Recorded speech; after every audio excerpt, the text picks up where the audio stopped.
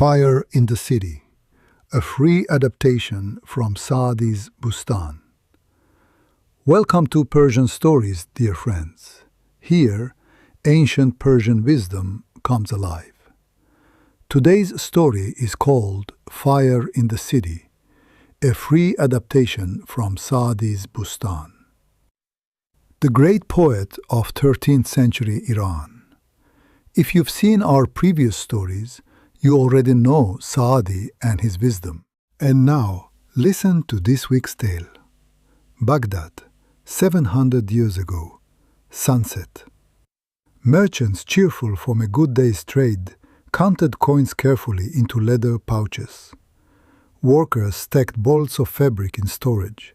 They locked their doors, 3 locks, tight, so no thief or beggar could reach inside.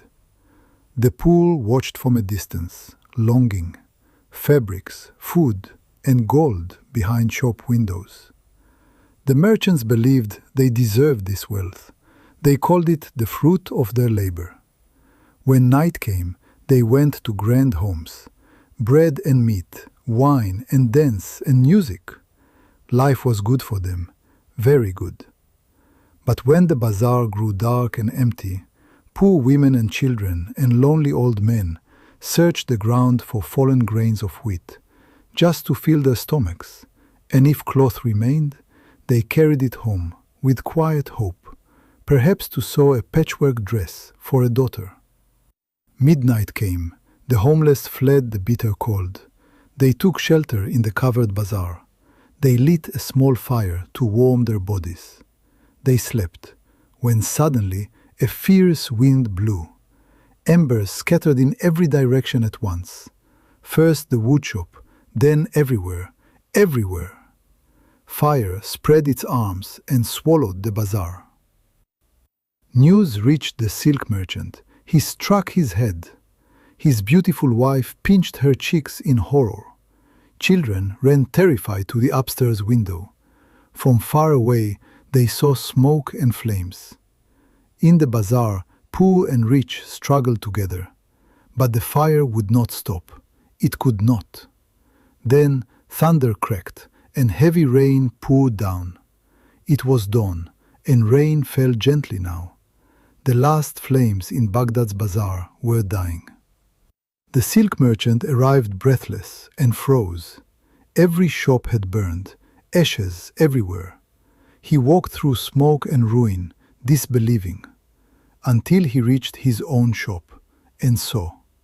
His shop had survived, completely untouched. The silk merchant raised his hands to heaven. God, thank you. You protected my shop from fire. Around him was devastation, weeping, mourning. But he did not hear, did not see. His shop stood like a green patch of silk, in the middle of a black, burned swamp. And he kept thanking God with all his heart. But look around him for just one moment. A soot-covered woman clutched her child tightly. She passed the merchant without saying a word, her gaze heavier than any spoken blame. A young man whose shop was now ashes lifted his head and stared at the merchant. He did not blink, did not speak, just looked. Then an old man emerged from the crowd, a calm, worldly man. Everything he owned was ash. Workers who had lost their livelihoods watched him. Beggars who lived on scraps watched him too.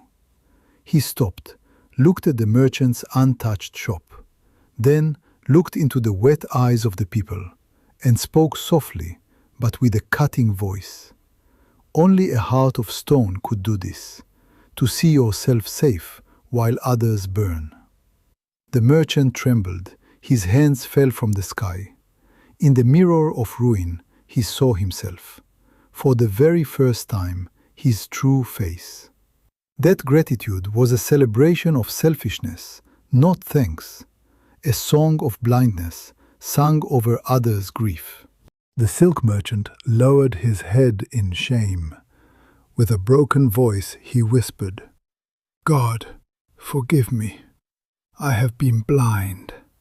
For that misplaced gratitude, that thoughtless thanks. He repented before God for a lifetime. A lifetime. Yes, friends. Persian stories seem simple on the surface, but they carry profound messages deep within them. What is Saadi trying to tell us here?